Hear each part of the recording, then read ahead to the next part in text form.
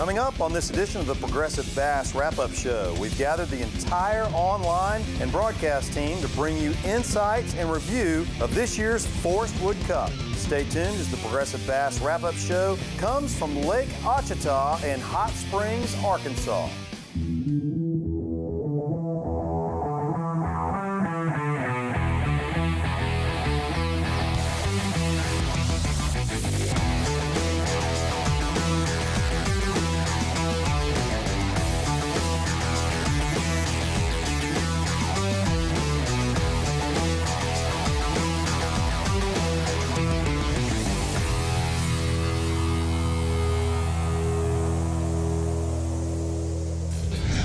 Hey everyone, thanks for watching. Welcome to the Progressive Bass Studios. I'm your host, John Byrne. We got a great show for you this week. It's all about the FLW Cup and Lake Ouachita in Hot Springs, Arkansas. And joining us right now is our own Chris Brown. Thanks, John. Folks, here we are on the banks of Lake Ouachita, home of the 2018 FLW Forest Wood Cup, where 56 of the best bass pros are out here on the water competing for that chance to be named world champion.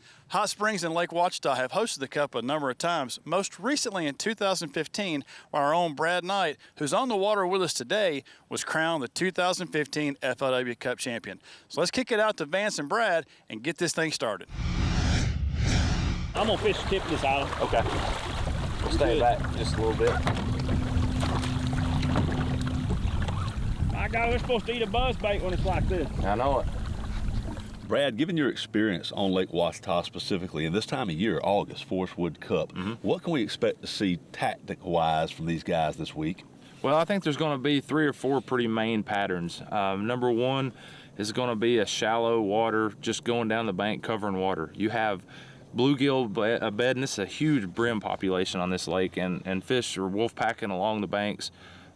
You got brush pile fishing. That's a tactic that's on as well, out deep. So now you have to think about the thermocline. Is it going to be that part of the year where August, where it gets so hot that the oxygen content is so poor out deep that these fish have to move shallow and get to the back of the creeks where you have more inflow of water that may be cooler and more oxygenated? And here's another X factor to put into play. They have 4 days of practice. The off day is Wednesday. Well, what happens on Wednesday? Just like every other tournament, you're going to have a major weather change. So we had like 22 hours of rain. I heard the lake came up as much as 6 inches overnight. So all these guys are having brand new conditions on a lake that they're going to have to, play a chess game and make those moves and anticipate. Does that open a new window maybe that I might figure out a new pattern that may be evolving, or a new area on the tournament day as opposed to practice? It may be one of those deals where everything you had, you throw it out the window and you just totally run on the fly and make it happen. Started off on some schoolers this morning and had about 6 or 7 other boats around them, and they just never really got going. It's kind of a crap. If you don't fire right on top of them, they're not going to bite it. You sit there and chase them around, and it's just frustrating because you move 100 yards down the way and then they blow up where you were just at. Only ended up catching 1 off of them. At the afternoon weigh-in, the story was as expected. Tough summertime conditions meant that only 3 of our 56 anglers broke the 13-pound mark. Zach Burge of Blanchard, Oklahoma, caught schooling fish early in the day. His best 5 weighed 13 pounds, 1 ounce. Louisiana's Nick LeBrun has employed a 2-part strategy. He's starting out by fishing shallow early and then moving deeper. His limit is good for 13 pounds, 5 ounces. But it was Alex Davis who suffered a slow start but was able to rally late in the day to land in the day 1 lead with 13 pounds, 10 ounces. There's more from Lake Ouachita and the 2018 Forest Wood Cup right after this. The Progressive Bass Wrap-Up Show, sponsored by Ranger Boats, featuring the Z Comanche, 50 years in the making, by Mercury Marine, quality, performance, innovation, reliability, and by Strike King Lures, celebrating 50 years.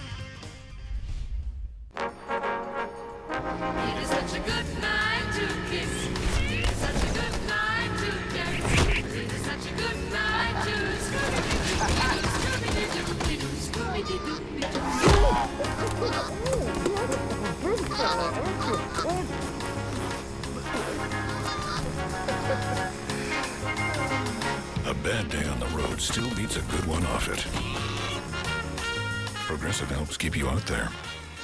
For 50 years, Ranger has led the way in innovative, high-performance designs, and we're raising the bar again with a bold new flagship line, the Ranger Z Comanche L Series. These rigs are custom crafted with a passion for perfection and loaded with more features and advantages to deliver domination at every level. The next generation Ranger L Series. Celebrate a legacy, 50 years in the making. You know, guys, I hate to admit it, but before every tournament, I have to tie one on. And I really hate to admit this, but before the Bassmaster Classic, I really have to tie one on. And if you do what I did and tie one on from Strike King, maybe you'll get what I got, a classic hangover.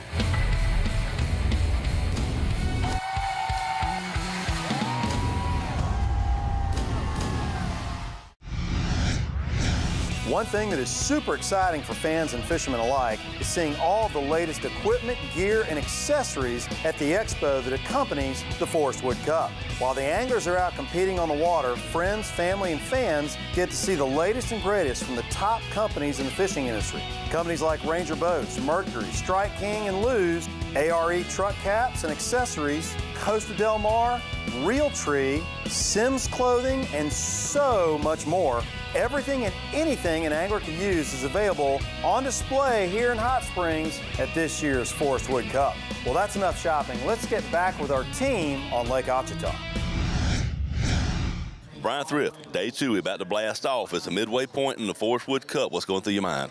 Not a lot. I'm going to run a lot of new water today. It's tough out there. You know, I only caught 6 or 7 keepers all day, so I don't really know what I'm going to do yet today, but I'm going to go out there. And the good thing about it is I know I'm only one good bite away from being in good shape. You know, as long as I can catch a limit and get one good bite, so that's what we're going to focus on. I mean, as few and far between as the bites are, you've got to be ready when that one bite happens.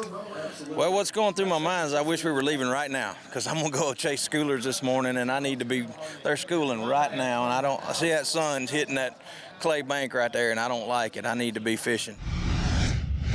You know, we just heard from Brian Thrift, who's going to burn a bunch of gas out here today. Heard from Mark Rose, who mentioned that this son might put down his schooling fish. He was just anxious to get out here and get on these schooling fish. Brad, what effect is this slight weather change going to have on the morning bite? Well, yesterday we had kind of some overlaying clouds and some fog, so it made it low light conditions, and the fish seemed to be a little more active under that. But we also talked to a couple of guys yesterday who said that they had good practices where it would be sunny and they would be schooling, and in the clouds and they were schooling. They didn't really seem to be a rhyme or reason to really what was happening out here. It was all about being in the right location and just having good timing, just the fish just being around them, and then when they come up, you know, you can take advantage of the situation. One thing that kind of became clear to us was this: it may be not so much a pattern tournament, but a spot, a location tournament. Yeah, it's going to be all about the area. It seems like that, you know, if you're fishing shallow, some guys are catching them in an area good shallow, and other guys are just not getting any bites whatsoever. I know we talked to Andy Morgan yesterday, who said he never had a bite until 5 minutes after 3 yesterday. You're talking one of the greatest bass fishermen on earth, shallow water guy, goes almost 8 hours, never has a bite, while other guys are going down the bank and catching them fairly decent. So it just kind of goes to show you it's going to be all about spot, very area driven, and we'll see what happens after day two here. We're fixing to bring you some good coverage and see what we can't get. All right, guys, we've caught up on day two morning with FLW superstar Scott Canterbury. Got a little bit of a tough day yesterday, but anything can happen, and Ouachita obviously has some great big ones in it. We saw some 6.5, 7-pounders caught. A couple of those, and you get right back in the mix. Yeah, I went to a little schooling spot first, and they didn't come up for, I stayed 20 minutes or so. There were some little ones coming up, but I came out and I'm gonna fish around this hydrilla. I fished here a little bit yesterday, but you know, I mean, like you said, I had a bad day yesterday. I struggled, so I know I need some big ones to catch up, and I think those bigger fish are either on the outside edge of that hydrilla or they're running the bank, you know, brim eaters and stuff. You can catch some in brush too. They're really scattered right now. But I'm gonna give I think my chances are better staying out here. That hydrilla grows out to about 16 foot, and I'm gonna try to fish that outside edge. Let's see what Chris Brown has found on his end of the lake. We're following 5th place angler James Niggenmeyer. James had a little over 12 pounds yesterday. He's throwing a buzzbait this morning. So he threw a buzzbait all day yesterday, had 6 bites total. This morning we've already seen him catch 1, like a pretty decent fish. So we're going to hang with James here for just a little while, see what he can't do, see if he can't upgrade, see if he can't make a run at the leaders. Leaders at 13.8, 13.10 right now, so he's within striking distance in 5th place. Weights are pretty stacked up pretty tight. So y'all hang tight, we'll see what's going on. Let's throw it back to Vance and see what he's got going on his side of the lake. Come here, buddy. Out here on Lake Ouachita, riding around, and there's a goat swimming. What are you doing with a goat? Out in the middle of the lake. Yesterday, Brad and I scooped up a 3-pound bass that was just floating around here. I've seen a lot of things in my days in bass fishing. I mean, I've been out of it a long time, but I ain't never caught a goat in the lake, just saying. I'm gonna try to help this little dude to the bank without getting clawed to death or hoofed to death or whatever you call it. He was struggling. He wasn't gonna make it. Unbelievable. Yesterday it's a fish, today you caught a goat. I mean, you hunt and fish, Brad, just without any weapons or fishing poles or guns or anything. Well, I guess if I hold his horns up, he'll cotton around. As long as he can breathe, he'll be all right. There you go. There you go. That way. There you are. Where am I following this at? All right, we got him back to shore. 1 goat to the good. I think I'm gonna call him Andy.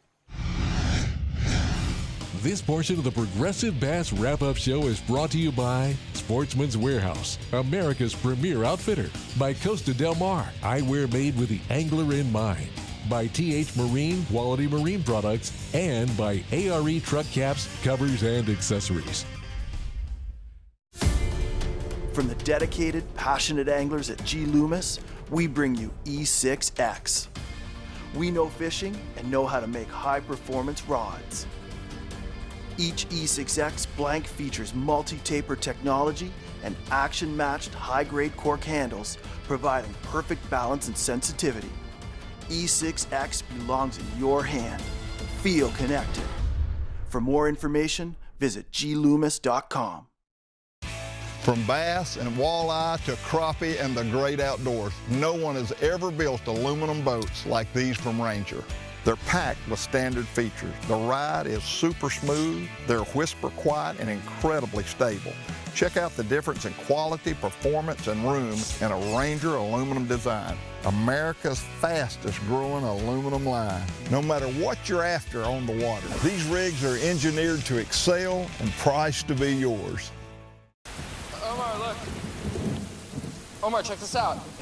Hi, yeah, I was calling to see if you do laser hair removal for men. Notice that my hips are off the ground? And then I'm gonna pike my hips back into downward dog. Hey, the rain stopped.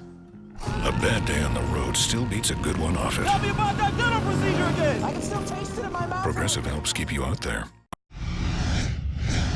Hey, not all boaters are the same. Bass fishermen have specific demands we place on our equipment. Not all boat insurance is the same. Progressive offers customizable coverages to suit your lifestyle and the way you use your boat. No depreciation on repairs is included on all Progressive boat policies at no additional cost to you. This means your boat will be restored to its pre-accident condition or better. With Progressive, all small claims of $500 or less are forgiven. Small claims will not count against you, and they won't charge you more because you have one or more. Perpetual agreed value is a great way to protect yourself from depreciation. If you have a total loss, you'll receive the agreed value of your boat, an amount you and Progressive previously agreed upon, for as long as you own your boat. Remember, not all boat insurance is the same, and the folks at Progressive get it, and they're working to tailor coverages to suit our bass fishing lifestyle. Here we are back in the Crystal Springs area on Lake Ouachita, and we found 2nd place coming into day 2, Nick LeBrun. Now, talking to a couple guys, Nick's only got 1 little 13-incher in the boat, and he's been making some pretty long casts. So we're going to hang out with Nick for a little bit, see what he can't catch, and see if he can't help move up this leaderboard. All right, so one of the many patterns that are happening right now is just being able to burn down these banks. And what you notice about these are the kind of the clay with the gravels. And what's important about that is that's where these bluegill are spawning. So this time of the year, you have wolf packs and bass that are traveling up and down these type of banks. His approach here in this event is to go down as many of these banks as he can, cover as much water, and try to run across 2 or 3 or 4 active fish throughout the day. So Brad, running around Lake Ouachita here, day 2, moving day. We've caught up with one of the front runners, third place, Zach Burge. He's got a good little following of media, boats, and spectators in here with him. That's right, and that's just something you're having to deal with at championship events. I spoke with Zach yesterday. He had a really good day, and what he was even more excited about was he had opportunities to have an even better day. He had 6 or 7 really quality fish come up and just not commit to his bait, either swipe at his topwater, miss it, or get right to the bait and not commit to biting it. So what that tells me, he's around the right kind of fish to have another big day and position himself to where he wants to be striking distance on Championship Sunday. Justin Atkins, man, big day. Right now, early in the weigh-in, but you're in the lead on day 2. Any surprises today, or did things go as planned? No, things really went as planned. I was the last boat out yesterday, and so I kind of didn't get where I wanted to be until after 4 o'clock yesterday, which worked out because everybody had to go in to weigh in, and I was able to make a little milk run. Well, today being boat number 1, I got right where I wanted to be and got on them early this morning. Caught them quick, and I should have spent a little more time trying to catch a big one. I fished a little conservative out there in the schools.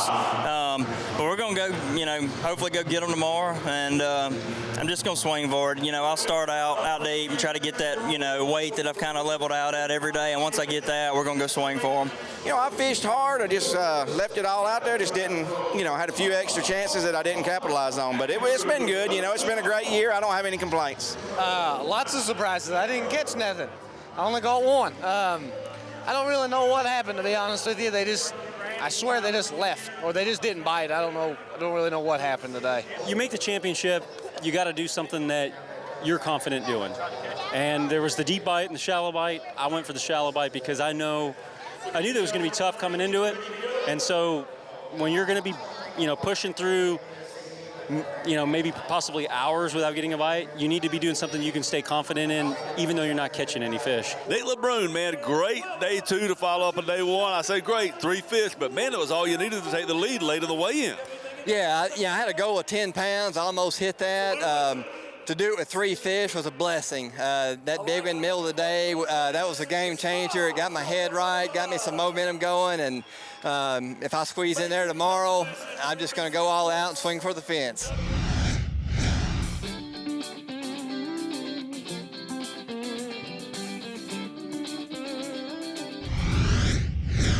The Progressive Bass Wrap-Up Show.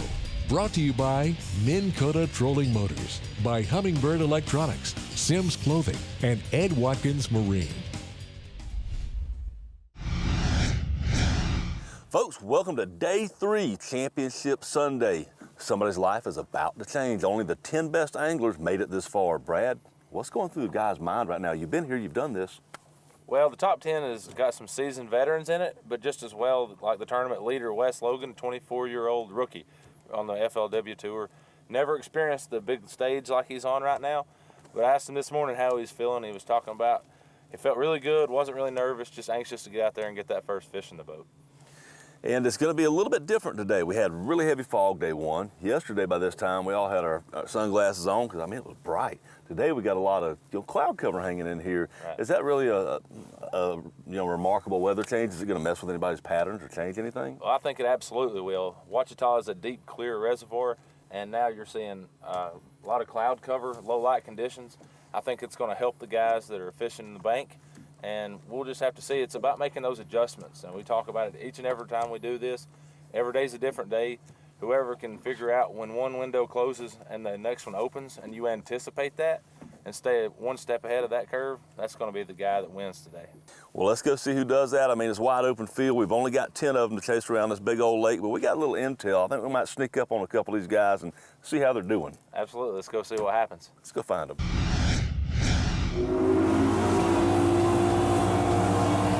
Well, Brad, we're back in here in this creek with tournament leader Wes Logan on Championship Sunday, and it's a little flat pocket back in here, and these guys are doing a good job. The spectators are staying way back off and giving him room.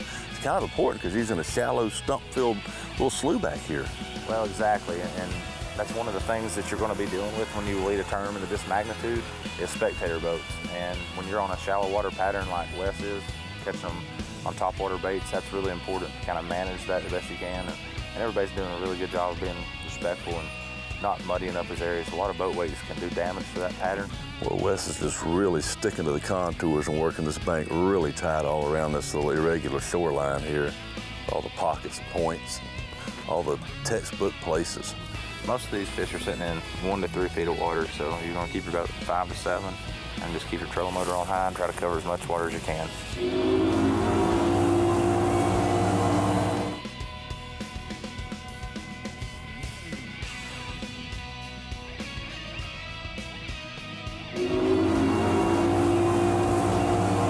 We've got a contrast in styles here, Brad. We saw Wes working up shallow along the bank, and here we've got a couple guys. You talked about comfort levels and confidence. You know, Jason Lambert, Justin Atkins, they're comfortable fishing offshore, Tennessee River type stuff, and they found something that reminds them of home here, and it seems to be working out pretty well for them. Well, it's one of the biggest cliches in bass fishing is fish your strengths, but it couldn't be more apparent here in this event, especially when the going gets tough. You have to do what you believe in. And if you're an offshore guy and that's where your comfort level is and that's what you're confident in doing, then that's what you need to be doing, especially if you can find it and make it work. Well, Brad, we just rolled up on Clint Davis here, who apparently has 3 fish for about 10 pounds. Great start to Day 3, Championship Sunday, and we see him moving with a sense of urgency, and he's out here in deep water. What do you suppose his game plan is here? Yeah, I spoke with Clint each and every day. He's a good friend of mine, and he's skyrocketed up the leaderboard. He's making all kinds of fireworks. Caught a huge fish on the final day, one over 5 pounds. And even more important than that, he's got 2 above average keepers to go with it, like in the 2.5 pound range. So Brad, we see Clint working kind of in a semicircle around here. Is he working probably a brush pile or something specific, as you alluded to on day 1 out here, one of the 3 main patterns we might see emerge? Absolutely. He's definitely targeting isolated brush piles that these fish are suspended in and around, and also schooling fish that are coming up that are probably the same fish that relate to the brush, and as a school of bait comes by, or ambushing it to the top of the surface. So kind of a 1-2 punch, and it's paying off big time on the final day of the Forest Wood Cup for Clint Davis. Here we go, man. Wes Logan from Springville, Alabama, a rookie, weighed in 11.9 on day 1, 12.4 on day 2, had him the leader coming into Championship Sunday with 23 pounds, 13 ounces to take out Clint Davis to dethrone the leader and to earn the title of Forest Wood Cup champion. You need 13 pounds even. We'll weigh them in 1 at a time, looking for 13 even. We'll start with his mama. Absolutely. Number 1, it's a pretty good spot. That's a good start.